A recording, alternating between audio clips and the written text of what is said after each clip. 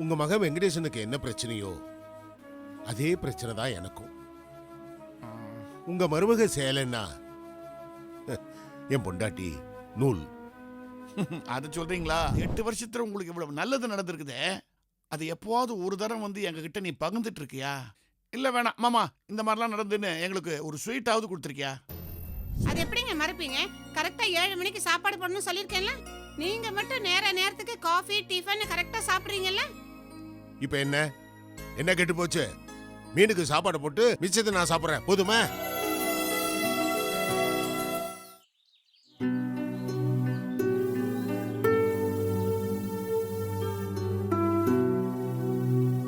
ஏங்க, அந்த ராஜாமணி பாட்டி விஷயம் ஏதோ தெரிஞ்சுதா?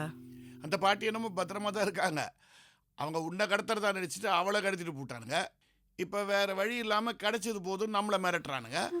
நம்ம யாருக்குமே எந்த கெடுதலும் செஞ்சது இல்லையே, பின்ன எதுக்கு என்ன கடத்தணும்னு நினைக்கிறாங்க? நீ கிளாமரா இருக்கிறியோ நம்ம யாருக்கு தெரியும்? போங்க நீங்க. இல்லம்மா, பணத்துக்கு தான், வேற எதுக்கு? பணத்துக்காகன்னா யாராவது கோடீஸ்வர விட்டு பொண்டாட்டியே கடத்தணும், என்ன எதுக்கு கடத்தணும்? அதாம்மா நானும் யோசிச்சுட்டு இருக்கிறேன். யாரோ கண்ணுக்கு தெரியாத எதிரி செய்யற வேலைன்னு நினைக்கிறது. நம்ம நல்ல நேரம், நீ தப்பிச்ச. என்ன கடத்தி இருந்தாலும் நான் ரொம்ப சந்தோஷப்பட்டிருப்பேன். என்ன சொல்ற நீ? நான் 2-3 நாள் வீட்டுல இல்லைன்னா நம்ம பிள்ளைங்களுக்கு பொறுப்பு வந்திருக்கும்ல. ஆண்டாளும் மாலாவும் கொஞ்சம் சமையல் கத்துக்கிட்டு இருந்திருப்பாங்க. அப்படி கூட நோ சான்ஸ். 2 சமையல் ரூம்ல கரண்டி ஒரு கையில மொபைல் ஒரு கையில வச்சுக்கின்னு கடத்தல்காரங்களுக்கு போன் பண்ணி உன்னை லைன்ல கூப்பிட்டு அவங்க உங்ககிட்ட நோட்ஸை வாங்கி அப்புறம் சமையல் பண்ணிருமா. வாடா வெங்கடேசா, வாமா கீதா. என்னது நீங்க 2 பேரும் தனியா வரீங்க? என் பேரன் எங்க? அவனுக்கு ஜுரம் மாமா, வீட்ல இருக்கான். ஐயோ, ஏமா ஜுரத்துல தனியா வீட்டுல விட்டு வந்திருக்க? கிட்ட இருந்து பாத்துக்கலாம்ல. கீதா, எங்க அம்மா உன்னை ஏன் வந்தேன்னு கேக்குறாங்க. மூட்டி விடாதடா. இல்லம்மா, பையனுக்கு உடம்பு சரியில்லைல்ல, நீ வீட்லயே இருந்து அவனை பாத்துக்கலாமேன்னு சொன்னேன். நாரதர் எல்லாம் பார்க்க ஆரம்பிச்சிருக்கான். அவன் நாரதர் தான். ஆனா என்ன ஒண்ணு, ஒரிஜினல் நாரதர் அப்போ நாராயணான்னு இவன் கீதாயனான்னு சொல்லிட்டு இருக்கிறான். அதுதான் வித்தியாசம். வந்த உடனே ஆரம்பிச்சிட்டீங்களா? மாமா, நீங்க நினைக்கிற மாதிரி உங்க புள்ள ஒண்ணு பொண்டாட்டி பேச்சு கேட்கறது கிடையாது. கீதா, நீ இது பெருசா எடுத்துக்காதம்மா. அப்பாவும் பிள்ளையும் விளையாட்டுக்கு பேசிக்கிறாங்க. நான் பெருசா எடுத்துக்காதனால்தான் விஷயம் பெருசா போயிடுச்சு. என்னம்மா சொல்ற? இவர் கொஞ்ச நாள் வேலைக்கே போறது இல்லாத கேட்டா லாங் லீவுன்னு சொல்லி வீட்லயே உட்காந்துட்டு இருக்காரு. என்னடா அது, லீவ் நிறைய சேர்ந்து போச்சா? என்ன விஷயம்? இல்ல, நிறைய சோம்பேறித்தனம் சேர்ந்து போச்சு. சோம்பேறித்தனமா? அப்படி பார்த்தா கூட இவனுக்கு ஆபீஸ் போனா தானே நிறைய ரெஸ்ட் கிடைக்கும், வீட்டுல தானே வேலை அதிகம். சும்மா இருங்க, விளையாடுறீங்களா? பாவம், கீதா ரொம்ப வருத்தப்பட்டு சொல்லிக்கிட்டு இருக்கா. இப்போ வெங்கடேஷா, மாமியார் மருமகளும் ஒன்னா சேர்ந்துக்கினாங்க, நம்ம பாடு டேஞ்சர் தான். நோர் முஸ்குனி. இப்ப அவர் வாய் மூடிட்டு தான் இருப்பாரு. ஏன்னா தப்பு பண்ண தவறாச்சே. என்னடா தப்பு பண்ண? அவளை எதிர்த்து பேசிட்டியா? இல்ல டிரைவர் உத்தியோகம் இப்ப சரியா பாக்குறது இல்லையா? இப்ப அவர் டிரைவர் வேலை மட்டும்தான் பார்த்துட்டு இருக்காரு, வேலைக்கு போறதே கிடையாது. ஏண்டா லீவ் போட்ட? உடம்புக்கு ஏதாவது சரியில்லையா? அம்மா, நான் வெளிநாட்டுக்கு போய் வேலை செய்யறதா முடிவு பண்ணிட்டேன். அதுக்கான முயற்சிக்கு தான் இந்த லாங் லீவ். சும்மா சாக்கு சொல்லிட்டு இருக்காரு அத்தை. ஃபாரினுக்கு போய் வேலைக்கு ட்ரை பண்ற மாதிரிலாம் எனக்கு ஒன்றும் தோணல. இந்த மாசம் சம்பளம் வேற இல்லையா, லாஸ் ஆஃப் பேன்னு சொல்றாரு. எப்படி குடும்பம் நடத்த முடியும் சொல்லுங்க? சம்பளம் பிடிக்கிற அளவுக்கு ஏன்பா லீவ் போடுற? ஏதோ போடணும்னு தோணுச்சு, போட்டுட்டான், விட. அதை பத்தி இப்ப பேசிட்டு இருக்க? டேய், நீ மறுபடியும் போய் டியூட்டியில ஜாயின் பண்ணிட்டு நான் வேணா உனக்கு ஸ்கூல்லாம் கொடுப்பானே, அந்த மாதிரி லீவ் லெட்டர் வேணா உன்னை எழுதிக்கிறேன். நீங்க ஒன்றும் எனக்கு லீவ் லெட்டர் எழுதி தர வேண்டாம். நான் வேலை செஞ்சது போதுன்னு சொல்லி எனக்கு டெர்மினேஷன் ஆர்டர் இஷ்யூ பண்ணிட்டாங்க. டெர்மினேஷன் ஆர்டரா? ஏண்டா வேலையை ரிசைன் பண்ணிட்டியா? அம்மா, டெர்மினேஷன்னா ரிசைன் அர்த்தம் இல்ல, வேலையை விட்டே நிறுத்திட்டாங்கன்னு அர்த்தம்.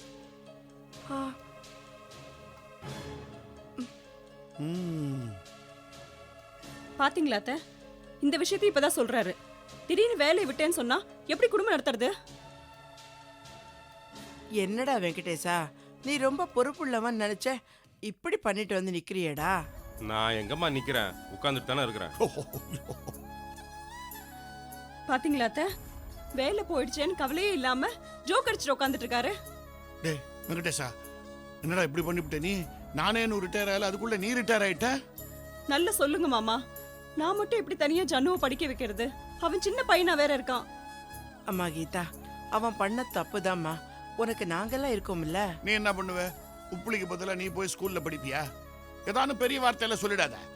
நாம இந்த மாதிரி சந்தர்ப்பத்துல அவங்களுக்கு ஆறுதல் தான் சொல்ல முடியும். பெருசா என்ன உதவி செஞ்சிட முடியும்? என்ன மாமா நீங்களே இப்படி சொல்றீங்க? எங்க அப்பா அம்மா இந்த குடும்பத்துல என்ன கட்டி கொடுக்கும்போது இவருக்காக கட்டி கொடுத்தாங்க. உங்க முகத்துக்காக தானே கட்டி கொடுத்தாங்க. அடேங்கப்பா, என் ஃபேஸுக்கு அவ்வளோ வேல்யூ இருக்குதா? எனக்கு இப்போதான் தெரியுது. மாமா, வெளிப்படையா ஒன்னு கேக்குறேன். இவர் பண்ண தப்புக்கு நீங்க தான் பொறுப்பேத்துக்கணும்.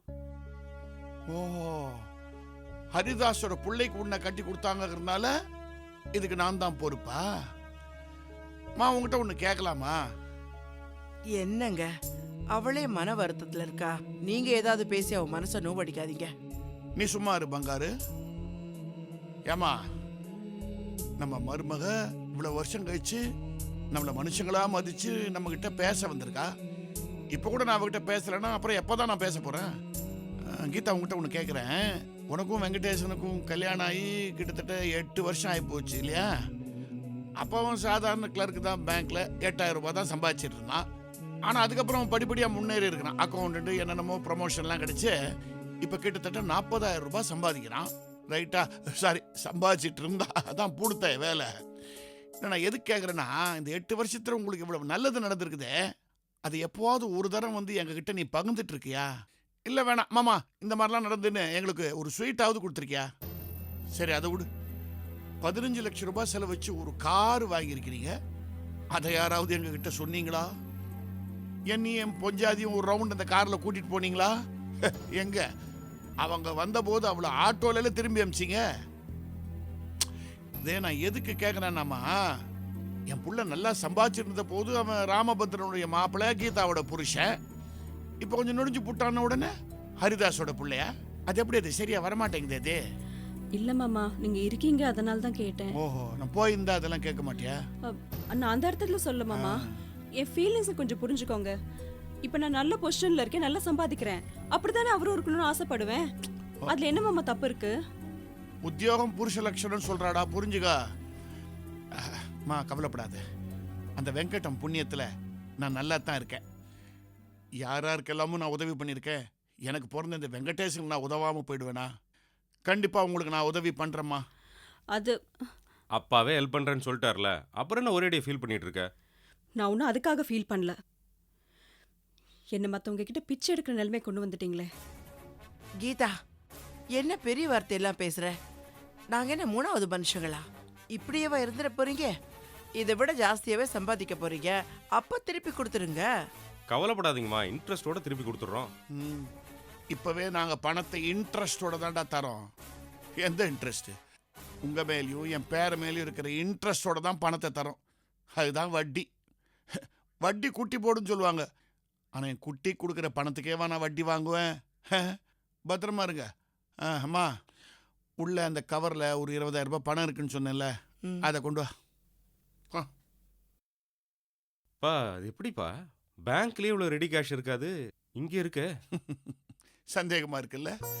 இந்த சிக்கனம்னு ஒரு வார்த்தை இருக்கு, அது நீங்க 2 பேரும் கேள்விப்பட்டிருக்கீங்களா? இல்லை, இங்கே கேள்விப்படலன்னு தான் நினைக்கிறேன் நான். அனாவசியமான நம்ம தேவைகளை நாம குறைச்சிக்கிட்டோம்னா தேவையான சமயத்துல வீட்டுல கண்டிப்பா பணம் இருக்கும். எல்லாத்தையும் தான் எழுதிட்டு போயிட்டான கண்ணதாசன். வரவு 8 செலவு 10 அதிகம் 2 கடைசியில் துந்தனாப்பா. இத கரெக்டா சொல்லு. இருக்கா பணம்? உன் கையாலே கீதா கிட்ட கொடு. நான் வாங்க மாட்டேன் அத்தை, அவர்கிட்டே கொடுத்துருங்க. இந்த பாருமா, குடும்பங்கிறது எப்போதுமே ஜாயிண்ட் அக்கௌண்ட். உங்ககிட்ட கொடுத்தாலும் அவனை சேர்ந்த மாதிரி தான், அவங்ககிட்ட கொடுத்தாலும் உனக்கு சேர்ந்த மாதிரி தான். இந்தடா வச்சுக்கடா. அப்பா, வந்த வேலை முடிஞ்சது, நான் கிளம்புறேன்ப்பா. இல்லை, இன்னும் வந்த வேலை முடியல. பாருமா, நான் அக்கௌண்ட்ஸ் டிபார்ட்மெண்ட்டில் இருக்கிறவன். எனக்கு எல்லாம் அக்கௌண்ட்ஸ் கரெக்டாக வரணும். அதனால நான் உங்களுக்கு கொடுத்த இந்த பணத்துக்கு உங்களுக்கு அங்கே என்னென்ன செலவாகுதோ அதை கரெக்டாக எனக்கு கணக்கு கொடுக்கணும். நான் முடிஞ்ச ஆடிட்டர்கிட்ட காமிச்சு பேலன்ஸ் ஷீட்டே போடுவேன். மாமா, கணக்கு எதுக்கு? கொடுத்துட்றேன். அப்புறம் கிளம்புறேன்ப்பா. நான் வரேம்மா.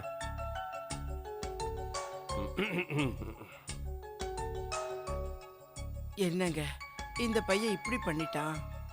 என்ன இப்போ வலி வந்தாதான் வழி பிறக்கும்னு சொல்லுவாங்க. தொட பங்காரு, இதெல்லாம் நாமளா செய்யறோம்? மேல அந்த வெங்கடேசன் அவன் நடத்துற நாடகம். தினம் அவன் திரைக்கதையை மாத்தி மாத்தி அமைக்கிறான், நம்ம நடிச்சுட்டே போறோம், அவ்வளவுதான்.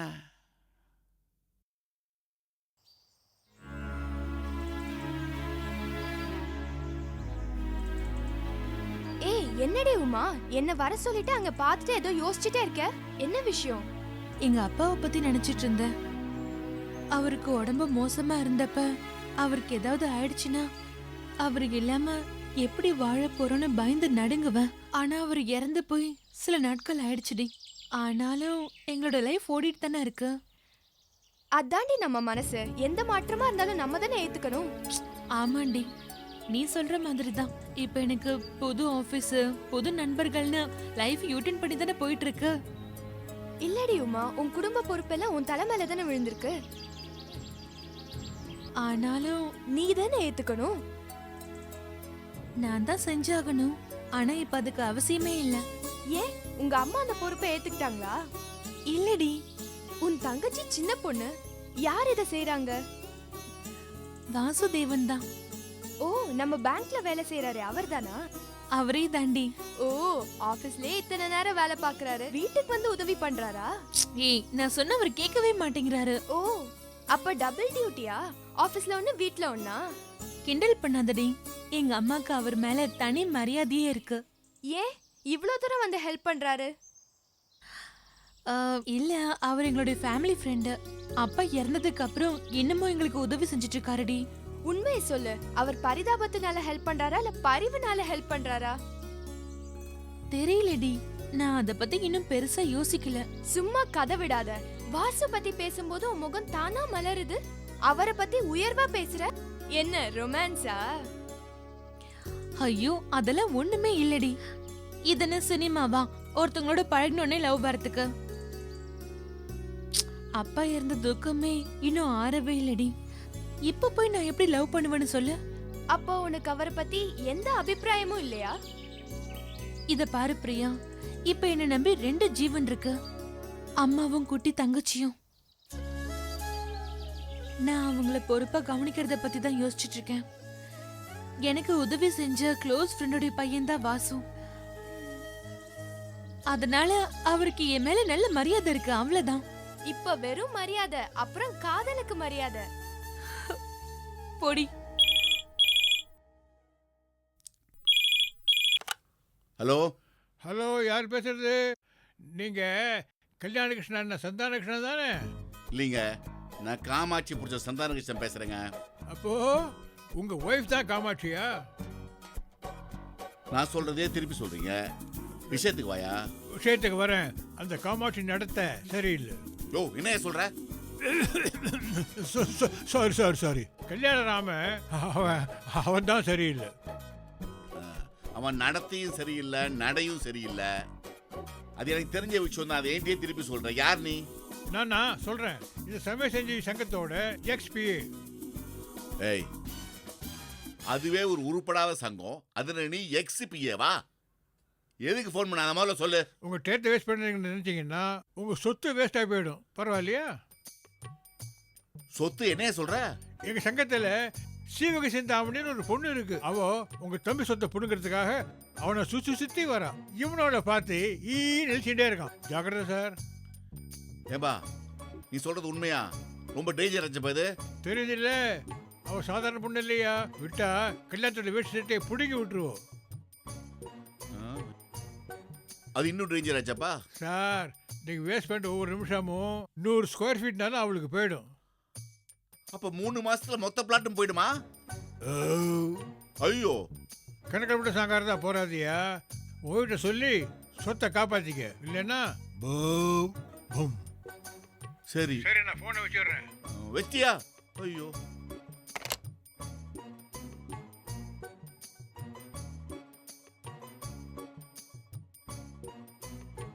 Drunk and டிரைவ்ல மாட்டிக்கிட்டீங்களா? அதான் பிரச்சனையா? அப்ப என்ன சாப்பிட்டுருந்தீங்க? விஸ்கியா பிராண்டியா? பிராண்டினா கோல்டுக்காக சாப்பிட்டீங்கன்னு ஆர்கியூ பண்ணி ஜெயிச்சிருவேன். அதான். மற்ற விஷயத்துல அப்புறமா பேசலாமா? அது பெட்டர். ஏங்க, ஆ. மீனுக்கு சாப்பாடு போட சொன்னேன், போட்டிங்களா? ஐயோ மறந்துட்டேனே. அது எப்படிங்க மறப்பீங்க? கரெக்டா 7 மணிக்கு சாப்பாடு போடணும்னு சொல்லிருக்கேன்ல. நீங்க மட்டும் நேரத்துக்கு காஃபி டிஃபன் கரெக்டா சாப்பிடுறீங்கல்ல. இப்ப என்ன கெட்டு போச்சு? மீனுக்கு சாப்பாடு போட்டு மிச்சத்தை நான் சாப்பிடுறேன், போதுமா? கேஸும் இல்ல, வருமானமும் இல்ல. அட்லீஸ்ட் நான் சொல்ற வேலையாவது ஒழுங்கா செய்யலாம்ல. 10 அசிஸ்டண்ட வச்சு வேலை வாங்குற வக்கீல்னா என்ன உன்னுடைய அசிஸ்டன்ட் மாதிரி வேலை வாங்குற பாரு. It's too bad. அடிக்கடி வக்கீல்ன்றத ஞாபகப்படுத்திக்கங்க. சரி நான் கீதா கூட டீ நேர் வரைக்கும் போயிட்டு வரேன். வீட்டை பத்திரமா பாத்துக்கங்க. எதுக்கு? இப்போ முகூர்த்த காலங்க. எனக்கு புடவை எல்லாம் பழசாயிடுச்சு. அதான் புதுசா 4-5 புடவை எடுக்கலாம்னு போறோம். பீரோல தான் 10 பட்டு புடவை வச்சிருக்கியே, அதை எடுத்து ஒண்ணு கட்டிக்க வேண்டியதானே? ஆமாங்க, நான் அந்த பழைய புடவைய கட்டின்னு போயிட்டு யாராவது அங்க என்ன பார்த்து, ஏண்டி பத்மா இத நீ அந்த கல்யாணத்துல கட்டிட்டு வந்தியேன்னு கேட்டா அது எனக்கு எவ்வளவு அவமானம். இதுல என்ன அவமானம்? புடவையே கட்டாம போனாதான் அவமானம். ஜோக்கா? முதல்ல ஏதாவது ஒரு கேஸ பிடிச்சி வருமானத்துக்கு வழியை தேடுங்க. நான் வரேன். நானும் 30 வருஷமா இவ்வளவு திருத்தணும்னு பாக்குறேன். நான் சாகிறதுக்குள்ள இவ்வளவு எப்படியானு திருத்தி ஆகணும்.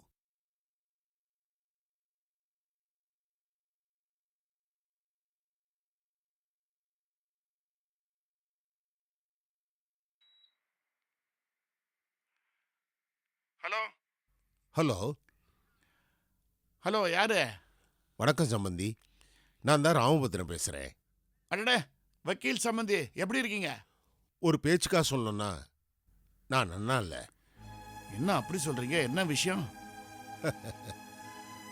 ஆமா சம்பந்தி, வக்கீல்கிட்ட பொய் சொல்லக்கூடாதுன்னு சொல்லுவாங்க. ஆனா வக்கீல் பொய் சொல்லலாம்னு சொல்லுவாங்க. நான் இப்போ வக்கீலா உங்கள்கிட்ட பேசல, ராமபத்ரன்ற மனுஷனா பேசுறேன். இது பாருங்க, நீங்க கோட்டு போட்டாதான் வக்கீல், நான் நோட்டு எண்ணாதான் பேங்கர். நம்ம 2 பேருமே இப்ப அதை செய்யல, சமந்தியா பேசுறோம், சமநிலையில பேசுறோம். உங்களுக்கு ஏதாவது பிரச்சனைன்னா சொல்லுங்க, நான் முடிஞ்சா தீர்த்து வைக்கிறேன். சம்பந்தி, உங்க மகன் வெங்கடேசனுக்கு என்ன பிரச்சனையோ அதே பிரச்சனை தான் எனக்கும். உங்க மருமக சேலைன்னா என் பொண்டாட்டி நூல். அது சொல்றீங்களா? கோபம் இருக்கிற இடத்துல தானே குணம் இருக்கும். சம்பந்தி, கோபம் அகங்காரம் இது எவ்வளவு வேணாலும் சாதிக்கலாம். ஆனா எதை பார்த்தாலும் வாங்கணுன்ற பேராசை, அனாவசிய செலவுகள் மனுஷனை மட்டும் இல்ல பொருளாதாரத்தையும் பாதிக்கும். அது உண்மைதான். பொம்பளைங்கிட்ட சிக்கனம் இல்லைன்னா சிக்கல் தான். சம்பந்தி, முந்தையெல்லாம் கல்யாணம் பண்ணும்போது பொண்ணு கையில் ஒரு அரை சொம்பு தண்ணியை கொடுத்து காலை கழுவிக்க சொல்லுவாங்க. எதுக்கு? அவ தண்ணியை சிக்கனமாக உபயோகிக்கிறாளான்னு பார்க்கறதுக்கு. இப்பெல்லாம் பொண்ணுங்க கல்யாணத்துக்கு முன்னாடி காலை கழுவிக்கிறாங்களோ இல்லையோ, கல்யாணத்துக்கு அப்புறம் புருஷனையே கை கழுவி விட்டுறாங்க. சரியா சொன்னீங்க சம்பந்தி. உங்க பையன் விஷயத்துல நீங்க சில யோசனைகள் சொன்னீங்க, அது இப்ப எல்லாமே ஒர்க் அவுட் ஆகுது. கீதா பயந்து மட்டும் போல மிரண்டும் போயிருக்கா. ராம்பத்ரன், தப்பா எடுத்துக்காதீங்க. உங்க பொண்ணு அழ வைக்கணுங்கிறது என்னுடைய நோக்கம் இல்லை. மற்றவங்க அவங்கள பார்த்து சிரிச்சிடக்கூடாதே, அதுக்கு தான் இந்த ஏற்பாடு. நீங்க ரொம்ப சரியா சொன்னீங்க சம்பந்தி. சம்பந்தி, பைத்தியம் தெரியணும்னா சில நேரங்களில் ஷாக் ட்ரீட்மெண்ட் கொடுத்துதானே ஆகணும். இது ஒன்றும் அப்படி ஒன்றும் ஹெவி ஷாக் ட்ரீட்மெண்ட் இல்லை. உங்கள் பொண்ணு பைத்தியம் இல்லை, இது கொஞ்சம் கோளாறு, அதுக்கு இது மைல்டு ஷாக் ட்ரீட்மெண்ட், அவ்வளோதான். சம்பந்தி, நான் நான் நான் வெக்கத்தை விட்டு சொல்றேன். என் பொண்டாட்டி செலவு செய்யறது என்னால கட்டுப்படுத்த முடியல. நீங்க உங்க பையன் வெங்கடேசனுக்கு உதவி பண்ண மாதிரி ப்ளீஸ் எனக்கும் உதவி பண்ணுவீங்களா? என்ன நீங்களே பெரிய வக்கீல், என்கிட்ட உதவி கேட்குறீங்க? தலை குனிஞ்சு வாழ்ந்துட்டேன். சாகும் போதான தலை நிமிந்து வாழணும்னு ஆசைப்படுற சம்பந்தி. சேச்சே, தலை குனிய வேண்டியது நீங்க இல்லை. நல்ல கணவனுங்க கிடைச்சிருக்கிறாங்கிறத புரிஞ்சுக்காம தேவையில்லாம பிரச்சனைகளை உற்பத்தி பண்றாங்களே உங்க மனைவியும் என் மருமகளும், அவங்க தான் தலை குனியணும். என் மகளை திருத்துற பொறுப்பு என் மாப்பிள்ளைக்கு. ஆனா என் ஒய்ஃபை நான் தானே திருத்தியாகணும். சம்பந்தி, ப்ளீஸ் ஏதாவது ஒரு சஜஷன் சொல்லுங்களே. சம்பந்தி, ரிவர்ஸ் சைக்காலஜின்னு ஒன்று இருக்குது. இப்போ உங்க பொண்ணுக்கு இந்த மாதிரி ஆடம்பரமான செலவுகளை செய்ய கற்றுக் கொடுத்தது யாரு? உங்க மனைவி. இப்போ உங்க பொண்ணே கொஞ்சம் கொஞ்சமா மாறிடுவான்னு வரும்போது அதை பார்த்து உங்க மனைவி மாறிடுவா. பொறுத்திருந்து பாருங்க. 30 வருஷம் பொறுத்துட்டேன், இன்னும் கொஞ்ச நாள் பொறுத்துக்க முடியாதா? சார் ராமபத்ரன்னு பேர் வச்சிருக்கீங்கல்ல, தினம் ஸ்ரீராம ஜெயம் 30 தரம் எழுதுங்க. அந்த ஸ்ரீராம நாமங்கிற எழுத்து பல பேரோட தலையெழுத்தையே நல்லபடியா மாத்தி இருக்குது. அவசியம் எழுதுறேன். உங்களோட பேசினதே எனக்கு பாதி பிரச்சனை தீர்ந்த மாதிரி இருக்கு. இங்க போடுறா, அவன் பிரச்சனையை தீர்த்துக்கிறதுக்கு வக்கீல் கிட்ட போவான். வக்கீல் நீங்க உங்க பிரச்சனையை தீர்த்துக்கிறதுக்கு என்கிட்ட வரீங்க. அப்ப நானும் ஒரு விதமான வக்கீல் தானோ? என்ன ஒண்ணு, உங்களை மாதிரி நான் ஃபீஸ் வாங்க மாட்டேன். இன்னொரு நாள் வீட்டுக்கு வாங்க, இன்னும் நிறைய ஐடியாஸ் தரேன். தேங்க்யூ.